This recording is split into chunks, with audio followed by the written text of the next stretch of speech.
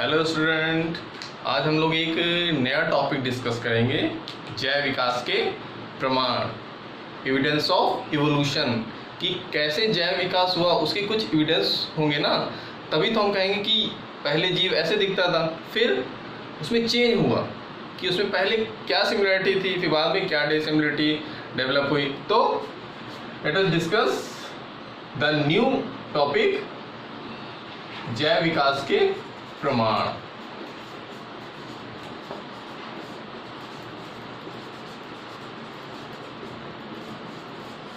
ठीक है, evidence of evolution.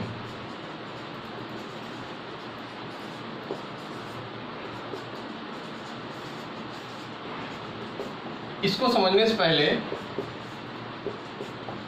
एक चीज और डिस्कस कर लेते हैं कि लास्ट लेक्चर में हमने डिस्कस किया था कि स्पेशिएशन या जाति उद्भव, जाति उद्भव ये क्या था। इसमें हमने बताया था कि it is a process for development of new species. ठीक है, कि नई जातियों की उत्पत्ति, नई स्पीसीज कैसे डेवलप हुई, क्या क्या रीजन थे कि वो पुरानी स्पीसीज से अलग हो गई, क्या कारण थे, क्या बैरियर थे कि उनको अलग कर दिए, एक नई स्पीसीज डेवलप हो गई। तो अगर हम स्पेशिएशन की बात करें तो ये दो तरह का था। एक को हम कहते थे ग्रेजुअली, जो धीरे धीरे नई स्पीसीज डेवलप हुई, और दूसरा था सडन, अचानक हुआ। ग्रेजुअल में आता है जो धीरे धीरे होता है, उसमें भी दो कैटेगरी थी। एक था एलोपैट्रिक स्पेशिएशन और दूसरा था sympatric speciation.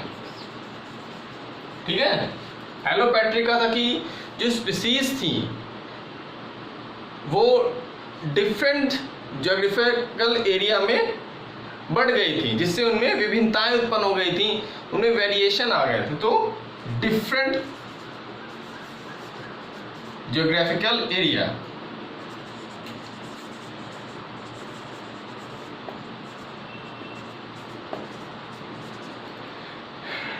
Different geographical area मतलब ऐसी पर्यावरणीय दशाएं जो स्पीसीज को अलग कर देती हैं हजारों साल तक, और फिर जब वो वापस आती हैं तो वापस में इंटरप्रेट नहीं कर पाएंगी, जिससे एक न्यू वैरायटी डेवलप हो जाएगी। ये हो गया। और सिम्पैट्रिक में होता है same geographical area, same geographical area. ठीक है, ये जानना जरूरी है, क्योंकि हम तभी तो प्रमाण को सिद्ध कर पाएंगे कि कैसे प्रमाण थे पहले और कैसे न्यू वैरायटी डेवलप हो गई, कैसे जैव विकास हुआ उनका। फिर आपका एक आता था सडन। सडन चेंज कैसे होता है? वी नो दैट म्यूटेशन या उत्परिवर्तन। ये उत्परिवर्तन क्या था? हमने डिस्कस किया था कि sudden change of genetic structure creates a variation in next generation. ठीक है, तो वो म्यूटेशन था, एक म्यूटेशन हो गया। एक और होता है हाइब्रिडाइजेशन या संकरण। जब मेल और फीमेल गैमीट फ्यूज करते हैं तो हाइब्रिड बनता है, और इस प्रोसेस को हम संकरण या हाइब्रिडाइजेशन कहते हैं। तो जब फ्यूजिंग में भी या कुछ एरर आ जाता है तो सडन चेंज हो जाएगा, नई वैरायटी उत्पन्न हो जाएगी। उनके अगर क्रोमोसोम स्ट्रक्चर में फिर चेंज हो गया तो फिर एक नई स्पीशीज डेवलप हो जाएगी। तो इस तरह से स्पेशिएशन होता है, जाति उद्भव होता है, और वो ही आपके जैव विकास के प्रमाण को फर्दर आगे बढ़ाते हैं। कि जब तक नई स्पीशीज डेवलप नहीं होगी तो हम कैसे कहेंगे कि ये पहले ऐसे दिखता था, हजारों साल पहले जीव शायद इससे डेवलप हुआ होगा। हम पहले तो थे नहीं कि पहले से थे कि हमें पता है कि ये ऐसे होगा, लेकिन जो प्रमाण है उसी के आधार पर तो हम कह सकते हैं कि ये जीव इस तरह से दिखता होगा। It may probably seem like this. ठीक है, तो now discuss the evidences.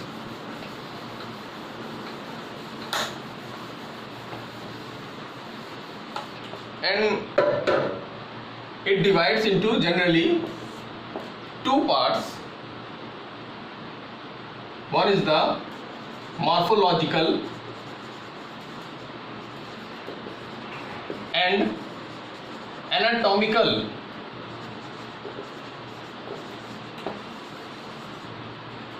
Evidences.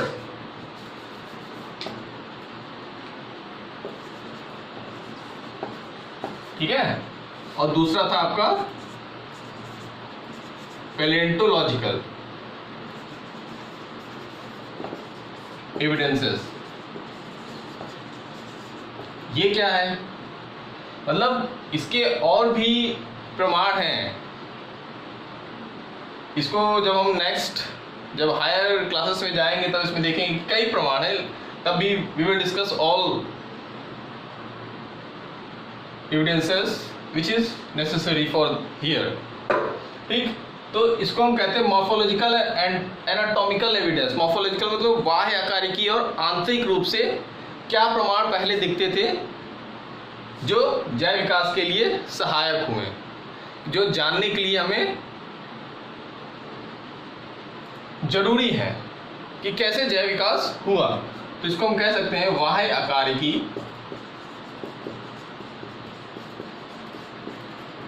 एवं आंतरिक आकारिकी के प्रमाण। ठीक है, और ये होता है आपका जीवाश्म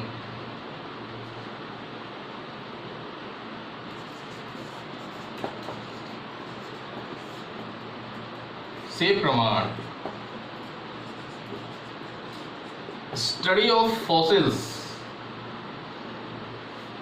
इज अ पैलेंटोबायोलॉजी, जीवाश्म विज्ञान कहते हैं, जिसमें हम जीवाश्मों का अध्ययन किया जाते हैं, वो पैलेंटोबायोलॉजी कहलाता है। ठीक, अभी डिस्कस करेंगे लेटर कि what is fossils.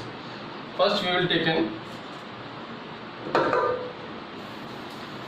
Morphological and anatomical evidences. इसमें आपके दो एविडेंस आते हैं या दो ऑर्गन आते हैं जिसको हम कहते हैं, पहला है समजात अंग या होमोलोगस ऑर्गन। ठीक है, और दूसरा है आपका समवृत्ति अंग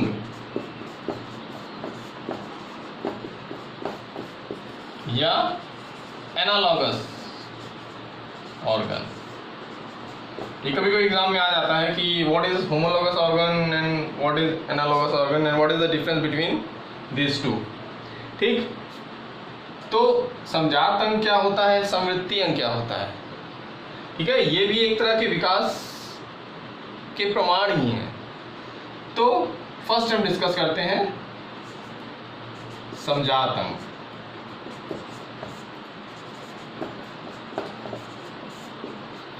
The organ which have same structure and its origin। ऐसे अंग जिनकी उत्पत्ति एवं संरचना समान होती है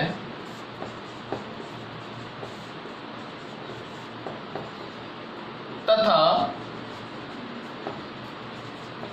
उनके कार्य फंक्शन भिन्न भिन्न होते हैं, तो उसे हम क्या कहते हैं, होमोलोगस ऑर्गन कहते हैं। Those organ which have same origin and structure but they perform different function, then those organ called as homologous organ। अब इसको समझते हैं कि ये एग्जाम्पल के थ्रू कि क्या होता है समजात अंग की उत्पत्ति समान है, संरचना समान है, कैसे कार्य विभिन्न होता है।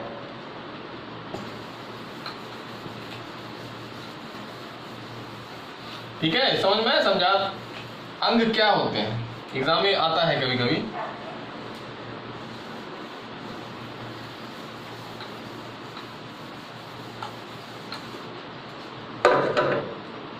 इसके हम एग्जाम्पल देख लेते हैं।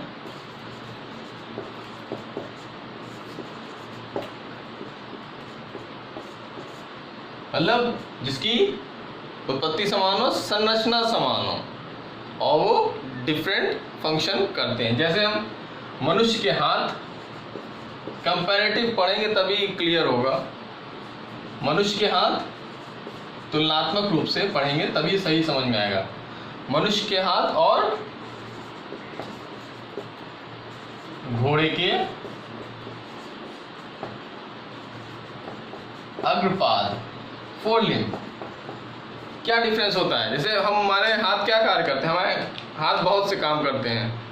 कुछ भी उठाना है, कुछ भी इधर से उधर ले जाना है, कुछ भी पकड़ना है, तो it done with the hand. जबकि घोड़े के क्या काम होता है, अग्रपाद का चलना, दौड़ना। तो they are different in function but originality is same. ठीक है, ओरिजिन कैसे सेम है कि इसमें बोन्स पाई जाती हैं, जो हमारे कंपोजिशन होता है वही उनकी हड्डियों का कंपोजिशन होता है। तो इनका जो हो गया फंक्शन अलग है, लेकिन इनकी जो उत्पत्ति है और संरचना है वो समान होती है। एक ही हो गया। फिर हम एक और एग्जांपल ले लेते हैं, मनुष्य से ही कंपेयर करते हैं। मनुष्य के हाथ हो गए और व्हेल मछली तो जानते हैं कि ये मैमल होती है। व्हेल के फ्लिपर्स, जो उसके पंख होते हैं, क्या काम होता है इसका? इसका काम होता है तैरना, तैरने में सहायता करना, तैरने में सहायता करना। ठीक है, और जनरली इसका हाथ होता है किसी चीज को पकड़ना। ठीक, तो उनके कार्यों में डिफरेंस है, लेकिन जो उनकी स्ट्रक्चर है वो सेम है। ठीक है, ये आपका एनिमल्स में हो गया। अगर हम प्लांट्स की बात करें, प्लांट्स में कैसे होता है, उसमें कैसे आप डिफाइन करेंगे?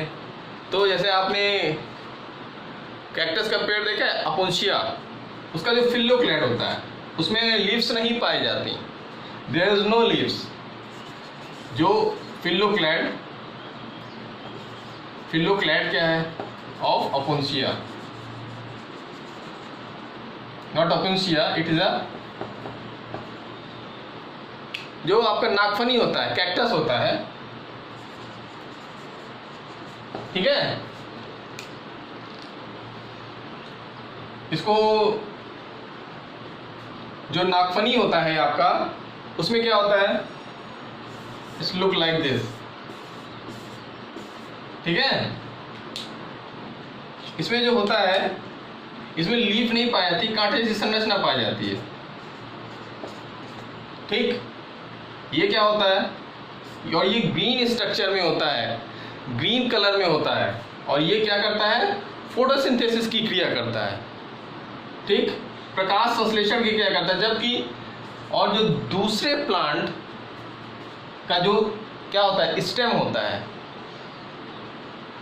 अदर प्लांट स्टेम, जो नॉर्मल कंडीशन में होते हैं, जो नॉर्मल हैबिटेट में पाए जाते हैं, अदर प्लांट स्टेम, उसके फंक्शन दूसरे होते हैं। ठीक है, because they are not green. For the photosynthesis it is essential for the green tissue. ठीक, तो ये आपका समझात अंग हो गया कि प्लांट्स में भी आपके होमोलोगस ऑर्गन पाए जाते हैं। ठीक, फिर हम देख लेते हैं समृद्धि अंग क्या है।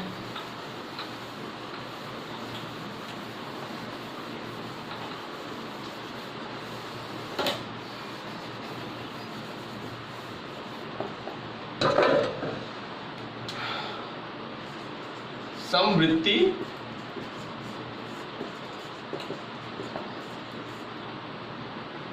ठीक है, इसको क्या कहते हैं? Analogous organ.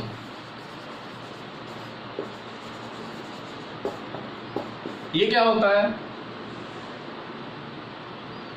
इसका जो फंक्शन होता है वो सेम होता है और इसकी जो उत्पत्ति है संरचना डिफरेंट होती है। इसको अगर डिफाइन करना चाहें, ऐसे अंग जिनकी उत्पत्ति एवं इसकी उत्पत्ति एवं संरचना भिन्न होती है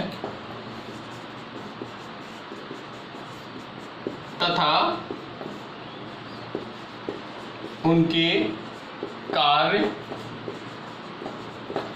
समान होते हैं,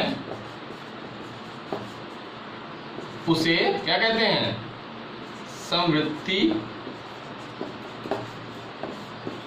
अंग कहते हैं। ठीक है, एनालॉगस ऑर्गन। ठीक, क्लियर हुआ? That organ which have different origin and structure but they perform same function, then it belongs to a analogous organ। ठीक है, उसे हम समवृत्ति अंग कहते हैं। ठीक है, तो हम इसका एग्जाम्पल हम देखेंगे, एग्जाम्पल से क्लियर होगा कि जैसे आपने देखा है कि पक्षियों के पंख होते हैं और कीटों के पंख होते हैं, दोनों का काम क्या होता है? उड़ना।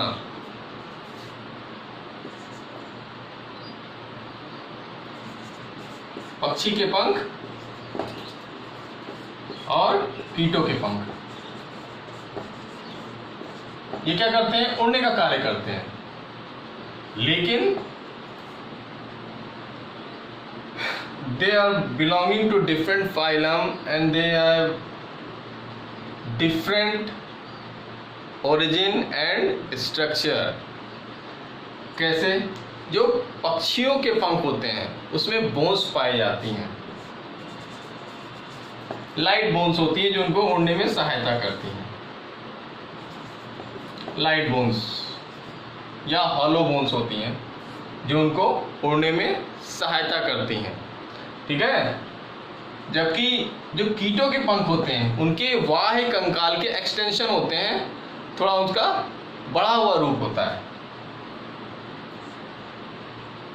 Extension of exoskeleton. ठीक, इसमें वेन्स पाई जाती हैं, ब्लड सेल्स इनके पंख में पाए जाते हैं। वी ड्रॉ इट, पूरा आपका इसमें वेन्स पाई जाएंगी, ब्लड सेल्स पाई जाएंगी, पूरे में इस तरह से पाया जाता है। तो इसकी जो उत्पत्ति है और संरचना है बिल्कुल डिफरेंट है, लेकिन ये सेम कार्य को कर रहे हैं, सेम फंक्शन को कर रहे हैं। ठीक है, तो इस तरह से हमने देखा कि समवृत्ति अंग और समजात अंग क्या होते हैं। इसमें एक और है, एक टर्म आता है डाइवर्जेंट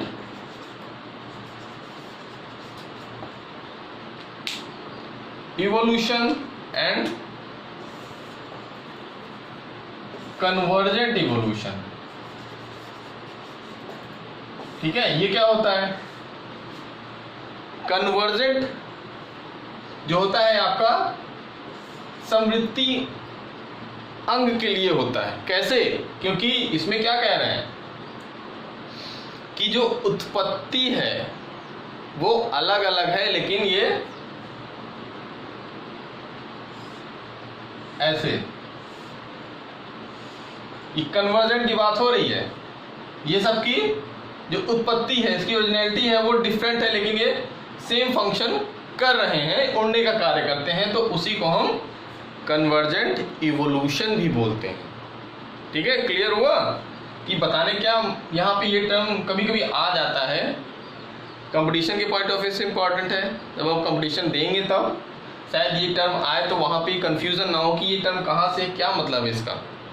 तो कन्वर्जेंट का मतलब ये होता है कि विभिन्न प्रकार की जो उत्पत्तियां हैं वो अलग हैं, लेकिन वो एक फंक्शन को कर रही हैं, एक कार्य को कर रही हैं, डिफरेंट ओरिजिन एंड स्ट्रक्चर, तो वो आपका कहलाता है कन्वर्जेंट।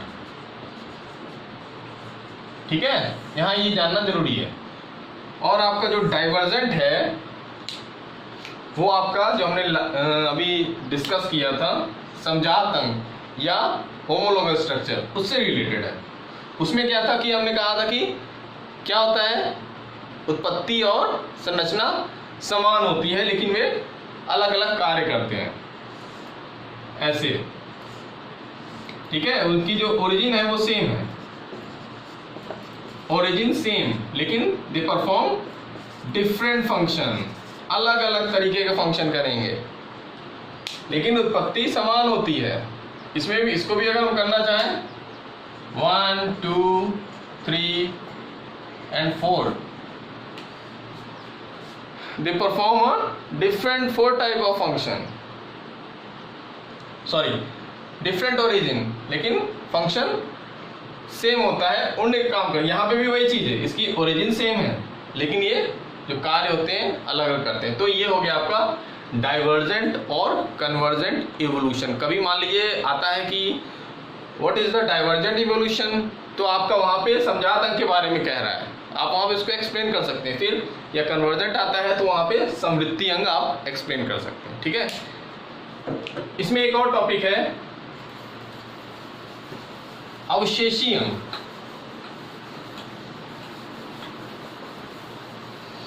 अगर हम इसमें प्लांट्स के बारे में बात करें तो फिलोक्लैड ही ले लेते हैं, अपुंशिया का या कैक्टस का। तो उसमें क्या होता है, जो फिलोक्लैड होता है क्या करता है, यहाँ पे क्या बात हो रही थी, फंक्शन सेम है। तो इसमें क्या होता है, इसको भी प्लांट का ले लेते हैं, जैसे उसका प्लांट का फिलोक्लैड का ही लेते हैं। बताया ना, फिलोक्लैड एक फ्लैशी स्ट्रक्चर होता है तने के रूप में जो प्रकाश संश्लेषण की क्रिया करता है अपुंशिया में। ये क्या करता है, फोटोसिंथेसिस करता है। ठीक, और जो लीव्स होती हैं, पत्तियां होती हैं, वो भी फोटोसिंथेसिस करती हैं। ये समृद्धि का ही है एग्जाम्पल। तो दोनों का क्या सेम है, फंक्शन सेम है, लेकिन इनका जो डेवलपमेंट है, जो इनकी टिश्यूज हैं जहां से ये डेवलप होती हैं, वो अलग अलग है। ठीक है, यहां बताने का इसका यही मतलब है कि they perform a same function but different tissue from which they develop. ठीक है, तो इतना ये हो गया, कंसेप्ट क्लियर होना चाहिए। कभी आपको कंफ्यूजन नहीं होगा कि कभी आपको पढ़ने की भी अगर कंसेप्ट क्लियर है तो अपने से उसको लिख सकते हैं, समझ सकते हैं। फिर एक था, नेक्स्ट हमने कहा था कि एक आता है आपका अवशेषी अंग।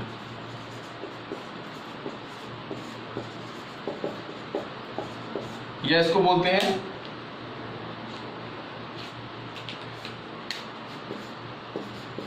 Vestigial organ. अब ये क्या चीज है, अवशेष यानी रिमेन्स, ऐसे अंग जो पहले विभिन्न जीवों में या पूर्वजों में पाए जाते थे और जो अब अवशेष के रूप में शरीर में विद्यमान हैं, उन्हें हम क्या कहते हैं, अवशेषी अंग कहते हैं। ऐसे अंग जो पहले क्रियाशील थे और बाद में अवशेष के रूप में शरीर में उपस्थित हैं। अगर हम इसको डिफाइन करना चाहें, ऐसे अंग जो पूर्व में क्रियाशील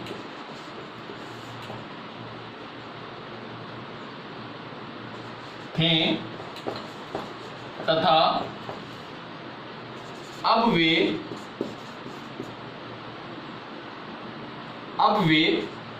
अवशेष के रूप में शरीर में पाए जाते हैं, शरीर में पाए जाते हैं, उन्हें क्या कहते हैं, अवशेषी अंग कहते हैं। ठीक है, मतलब इसको हम मनुष्यों से कंपेयर कर रहे हैं क्योंकि ये डिफरेंट ऑर्गेनिज्म में ये अभी भी फंक्शनल हैं, कार्य करते हैं। ठीक है, जितने भी कैरेक्टर्स हैं अभी हम अवशेषियंग डिस्कस करेंगे वो बाकी ऑर्गेनिज्म में पूरी तरीके से डेवलप है, उसमें फंक्शनल है, लेकिन हम लोगों के में अवशेष के रूप में पाए जाते हैं। There is no use. कुछ एग्जांपल देख लेते हैं तब क्लियर होगा कि क्या होता है अवशेषीय अंग। मतलब अवशेषी अंग मान लीजिए ये भी है, ये भी जैव विकास का प्रमाण है कि पहले ऐसा था, फिर जैसे जैसे एटमॉस्फेयर चेंज होता गया फिर ये हम लोग में डेवलप हो गए, बाकियों में डेवलप नहीं हुए और वो उसी में फंक्शनल हैं और हम लोगों में वेस्टिजियल हो गए। तो इसमें हम देखते हैं एग्जाम्पल में जो आंखों में एक निमेशक पटल पाई जाती है, आंखों की निमेशक पटल, ये क्या होता है? मान लीजिए ये हमारी आईज है, ठीक है, यहां पे जो ये पाई जाती है ये आपकी निसिट्रेटिंग मेम्ब्रेन होती है। ये ह्यूमंस की बात हो रही है, ठीक, ये ह्यूमंस में तो कॉर्नर पे एक छोटी सी पाई जाती है, लेकिन जो अदर ऑर्गेनिज्म है, अदर एनिमल्स हैं, जो एक्वेटिक एनिमल्स हैं जो हमेशा पानी में रहते हैं, उनमें जो ये लेयर होती है ये पूरी फैली होती है, ऐसे ओवरलैप होती है लाइक दिस, जिससे ये इनकी आंखों की सुरक्षा करती है और ये ट्रांसपेरेंट होती है। इसीलिए जो एक्वेटिक एनिमल्स हैं, जो जलीय जीव हैं, वो अन्य जीवों को देख सकते हैं। ठीक है, तो हम लोग तो इसका यूज नहीं करते, हम लोग तो पानी में नहीं रहते हैं, तो ये हम लोग में अवशेषी अंग के रूप में हो गई। क्लियर है? फिर एक का आता है कर्ण पल्लव की पेशियां। हमारे जो कान में जो पेशियां पाई जाती हैं वो उतनी एक्टिव नहीं है क्योंकि इनका फंक्शन नहीं है, लेकिन बाकी जो एनिमल्स हैं, आपके काऊ हैं, बफेलो हैं, डॉग हैं, उनके में जो आपकी जो कान की पेशियां काफ़ी डेवलप होती हैं, जिसके थ्रू वे अपने शरीर की सुरक्षा करते हैं। इसको कह सकते हैं कर्ण पल्लव की पेशियां। ठीक, फिर आपका आ जाता है, एक होता है अपेंडिक्स।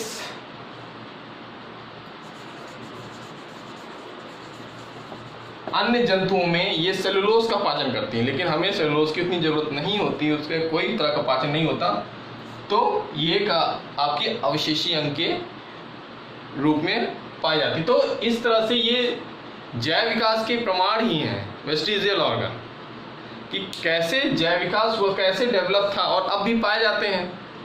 ऐसा नहीं कि वो हम लोग में नहीं है, क्योंकि हम लोग काफ़ी डेवलप कर गए हैं और ये जीव में ये अभी भी फंक्शनल है क्योंकि इनको इसकी ज़रूरत पड़ती है। हमने तो नेचर की तरफ से अडाप्ट कर लिया सब चीज़, लेकिन ये लोग अडाप्ट नहीं कर पा रहे हैं, तो इसलिए इसमें भी अभी भी ये फंक्शनल है। तो आज हम लोगों ने जैव विकास के प्रमाण देखा, उसमें क्या होता है, किस तरह से कौन कौन से चेंजेस होते हैं, कौन कौन से एविडेंसेस हैं, मॉर्फोलॉजिकल एंड एनाटॉमिकल, फिर आपका पैलेंटोलॉजिकल, देन हमने स्पेशिएशन को भी देखा, क्योंकि स्पेशिएशन को समझना जरूरी है कि कैसे अलग होगा, कैसे नई स्पीशीज डेवलप हुई और कैसे वो प्रमाण के रूप में पाई जाती हैं। क्योंकि हजारों साल पहले अगर कोई जीव मर जाता है तो कहीं ना कहीं एक तरह का, अगर वो बाद में मिलता है तो चाहे जिस फॉर्म में हो, चाहे फॉसिल्स के रूप में हो या किसी भी तरह के हो, वो एक तरह का एविडेंस है